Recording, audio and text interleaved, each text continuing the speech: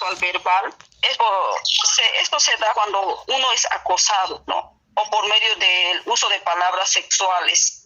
Y el abuso sexual psicológico es cuando una madre le habla a su hijo de 12 años sus frustraciones sexuales.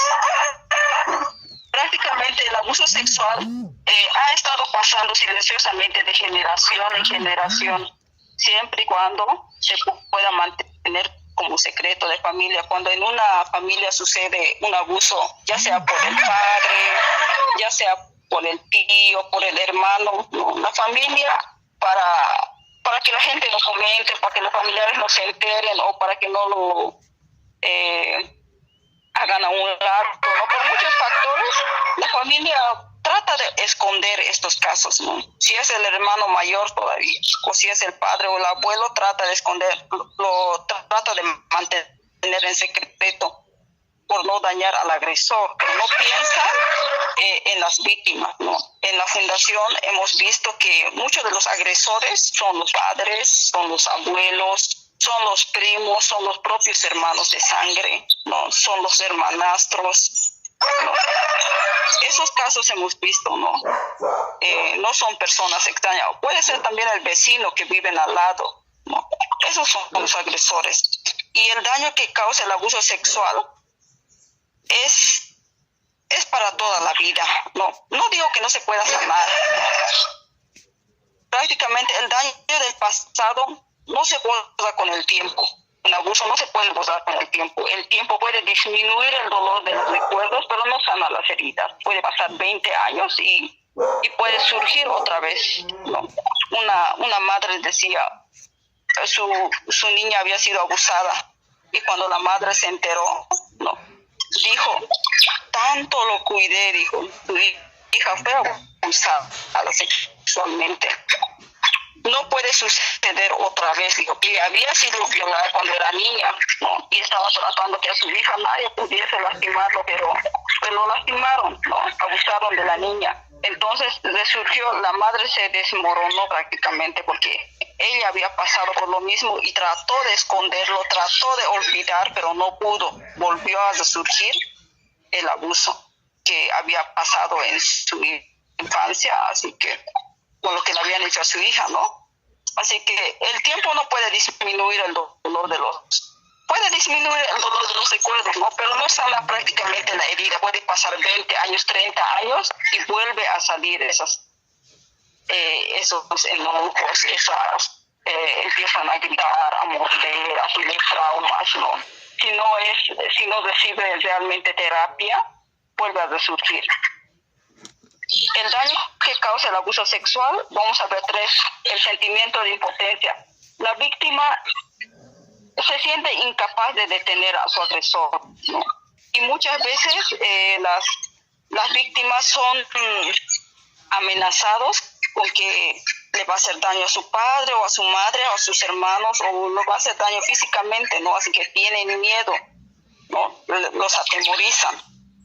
Y muchas víctimas de abuso asumen que ellos tuvieron la culpa, sufren de ataques repentinos, de depresión, autodesprecio, ¿no? Y se preguntan a sí mismos, ¿por qué no pude detener el abuso, no? Una mujer decía, si hubiera sido más lista, más fuerte o más valiente, tal vez no hubiera ocurrido tal cosa. No sé si han escuchado ustedes las noticias de Jennifer Salinas, una boxeadora que representaba a Bolivia, ¿no? en el extranjero. Ella dijo que había salido de Bolivia para poder prepararse en el boxeo y estaba en Estados Unidos, ¿no? Porque entonces ella quería ser más fuerte y vengarse, ¿no? Y se preparó. Muchas personas, muchas mujeres optan por ese lado, ¿no? Pero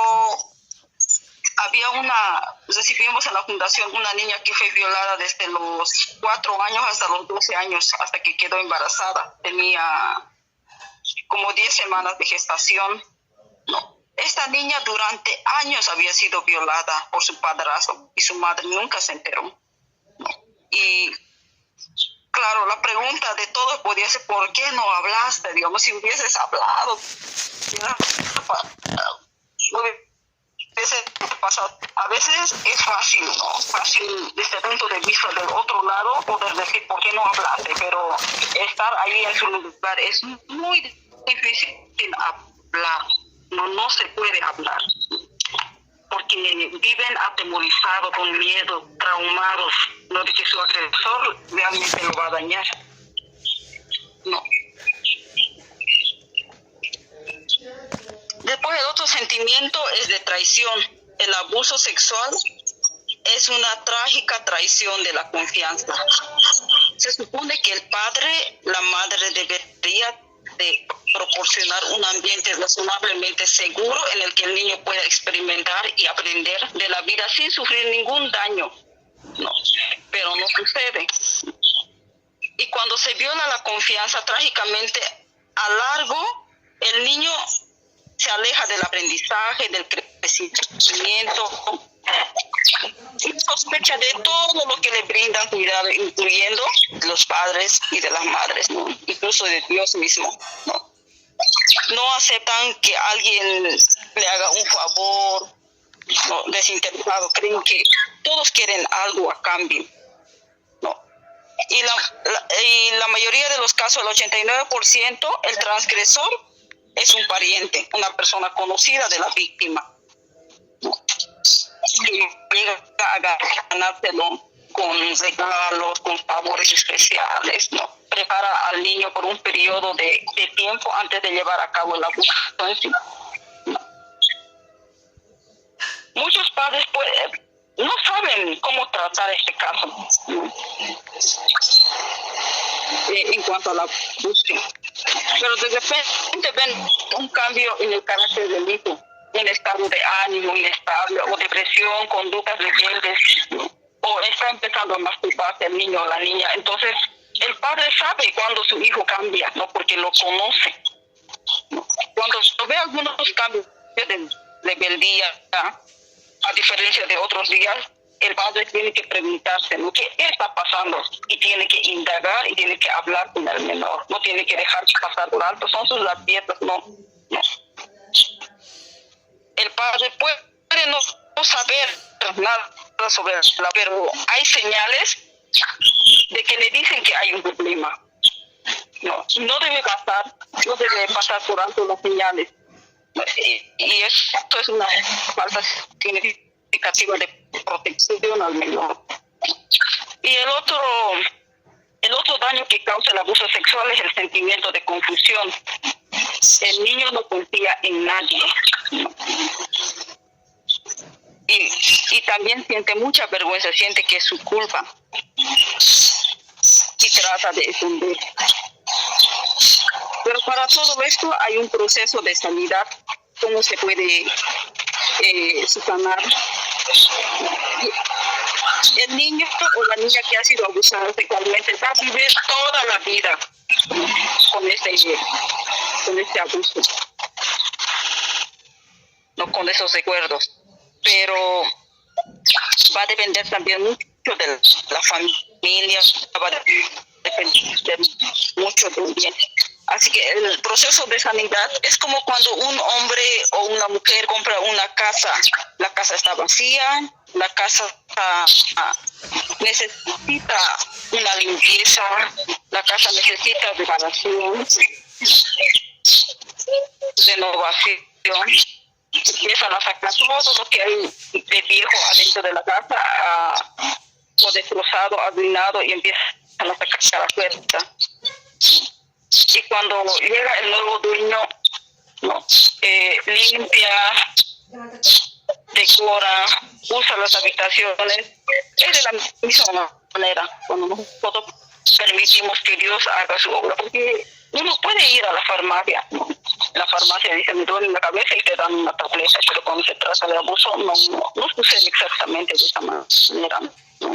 Esto es más a largo plazo y es una terapia que nosotros hemos trabajado prácticamente en la fundación con psicólogas, ¿no? Ya que se trata de niñas desde los 4 años hasta los 18 años, con trabajadora social o también en el área espiritual, que es mi persona de todo. ¿no? Velar esa área. También con otras herramientas, ¿no? Que la gobernación misma nos aportaba. Buen día. Pero a todo esto, quien termina haciendo la obra que ha comenzado en nosotros es Dios. Él va perfeccionando y termina, ¿no? Porque somos creación suya, y cuando tratamos con niños son tan vulnerables, ¿no? De repente se presentan rabietas, gritos, ¿no? Que nosotros tenemos que saber tratar, cuidar al menor que ha sido realmente abusado, ¿no?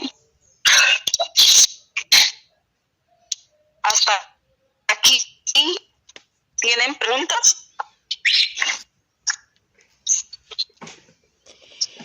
Bueno, hermana, yo tengo una pregunta.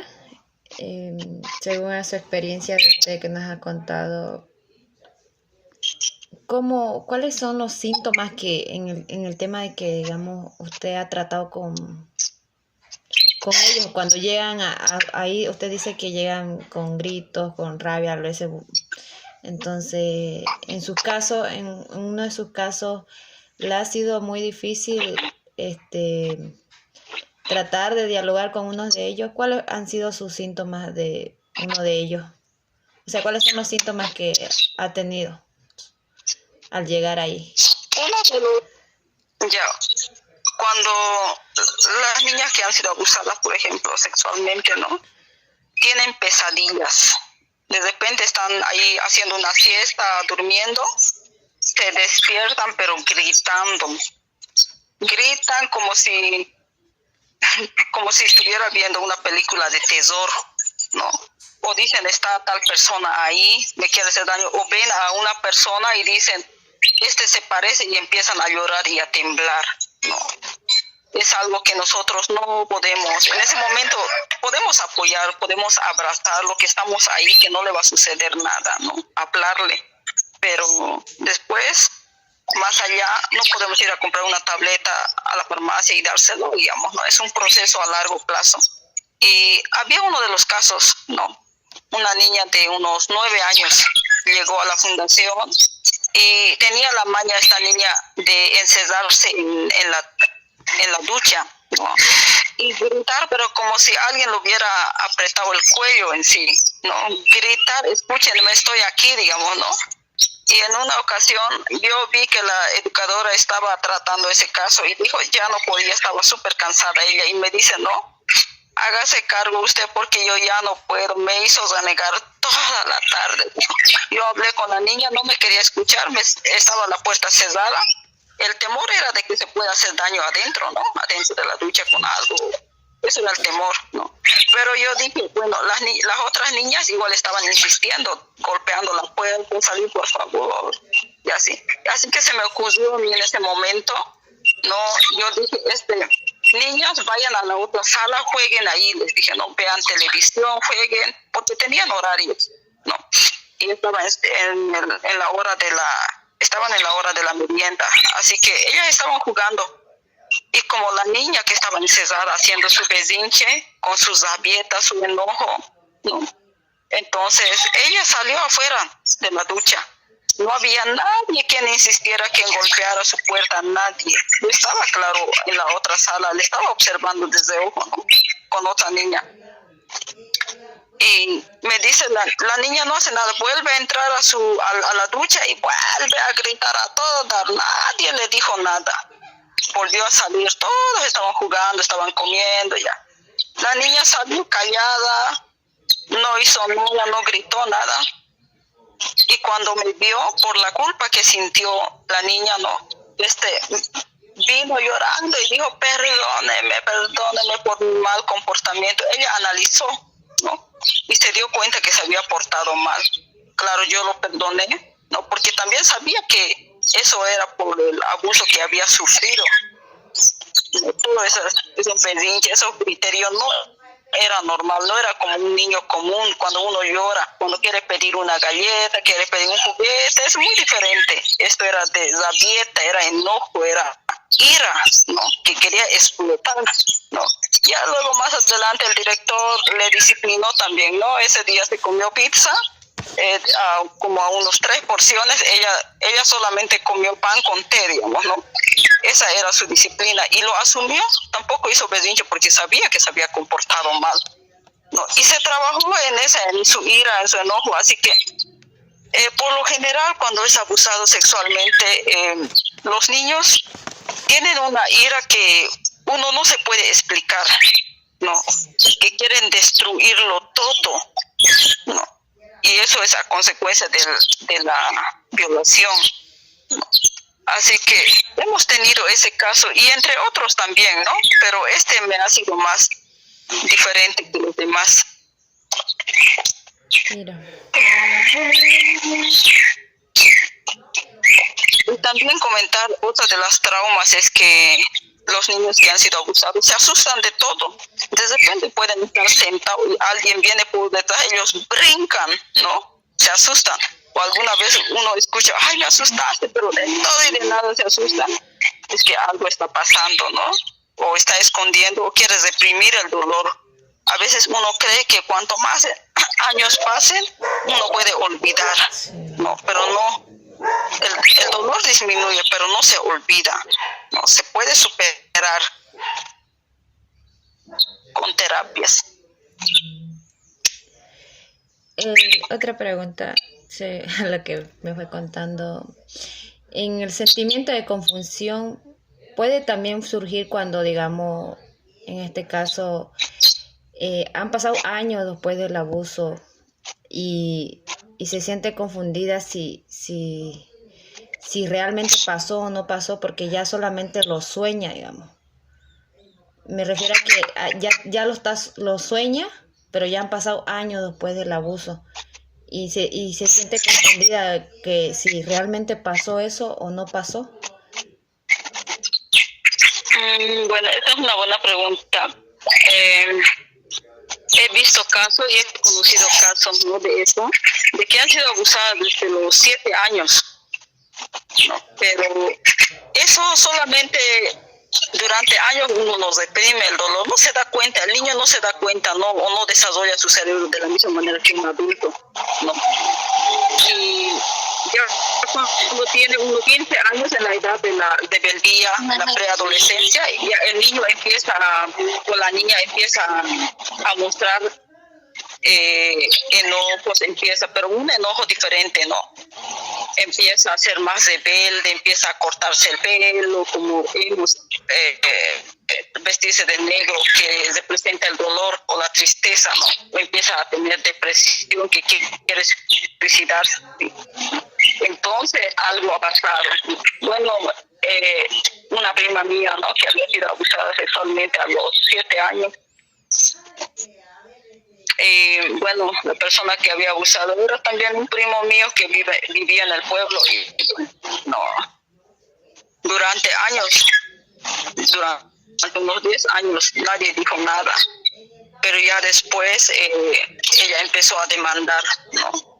Lo empezó a demandar. Después de 20 años lo demandó por algo que había pasado en la infancia, porque ella quería suicidarse, ¿no?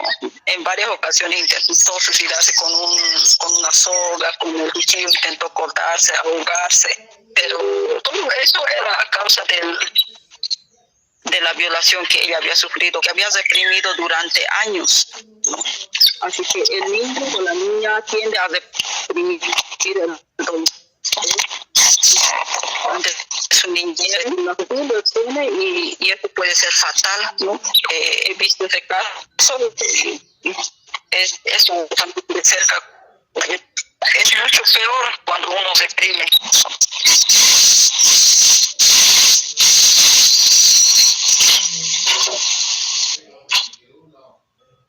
¿Alguna otra? Eso sería que la persona reprime